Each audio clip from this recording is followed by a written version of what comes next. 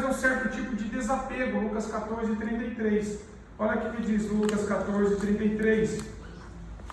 O 26 diz assim: se alguém vem a mim e não aborrece seu pai, mãe, mulher e filhos, e a sua própria vida, Jesus fala, se você não ama a mim mais do que até a sua própria vida, você não é digno de mim.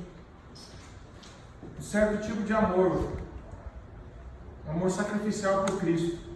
E no verso 27 ele diz: e qualquer que não tomar a sua cruz e vir a mim não pode ser meu discípulo. Sofrimento, se você não estiver disposto a sofrer por Cristo, você não é um discípulo de Cristo. E verso 33, um desapego.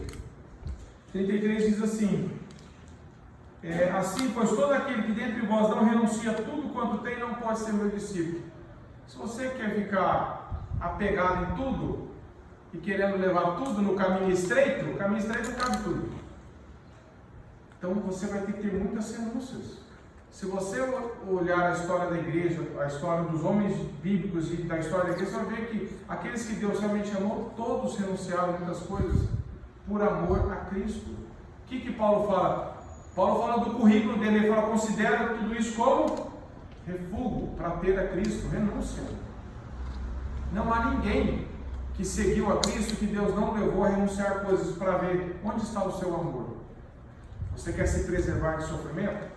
Você quer se preservar do amor das pessoas? Você quer preservar seu amor pelas coisas? Então você não entendeu o que é ser um discípulo de Cristo. Porque discípulo, meus irmãos, quando Jesus fala vem a mim, ele está falando assim: ame a mim mais do que todas as coisas. Quando ele diz se alguém vem a mim e não apresenta esse sofrimento, ou seja, está se amando mais, está querendo preservar a própria saúde, não compensa. Mas todo mundo vai sofrer com Cristo ou sem Cristo. Se alguém vem a mim e não apresenta o desapego, eu estou falando assim: eu quero mais essas coisas, eu não consigo largar essas coisas para seguir Jesus. É coração, é amor. O discípulo é aquele que Deus vai levando-nos a amar a Ele a mais do que todas as coisas.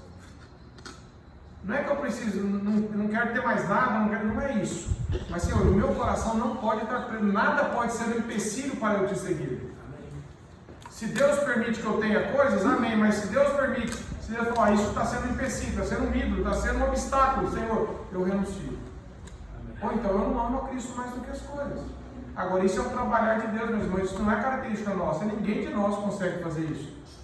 Por isso que primeiro vem a regeneração, por isso que primeiro vem cego, vem um chamado irresistível. E mesmo assim nós fazemos com luta. Quem de nós está cumprindo tudo isso aqui? Nós ainda queremos nos preservar muito, nós ainda fugimos de certas situações para preservar o nosso amor próprio, mas Deus está nos dando crescimento, cada vez mais nos prendendo a Ele. Porque Deus, meus irmãos, não nos salvou apenas para que nós fôssemos salvos, apenas, mas a salvação implica que nós fôssemos semelhantes a Ele. Não é apenas, eu não sou mais condenado, mas também não quero parecer com Cristo. Não tem jeito. A salvação implica da salvação eterna, obviamente, e da salvação de mim mesmo, de uma transformação e do caráter cada vez mais próximo com Ele, com Cristo. Então a salvação não é só, eu não vou mais para o inferno, agora eu vou curtir, não. Então você não entendeu o que é salvação. Porque a salvação implica que nós sermos cada vez mais transformados à semelhança de Cristo. Amém. Romanos 8, 28 diz isso. Amém. 26 a 28. Então o discipulado, meus irmãos, não é uma decisão nossa, é um chamado de Deus. E aquele que Deus chamou, Ele vai capacitando. Deus não chama os capacitados, porque não existe, Ele capacita aqueles a quem Ele chama.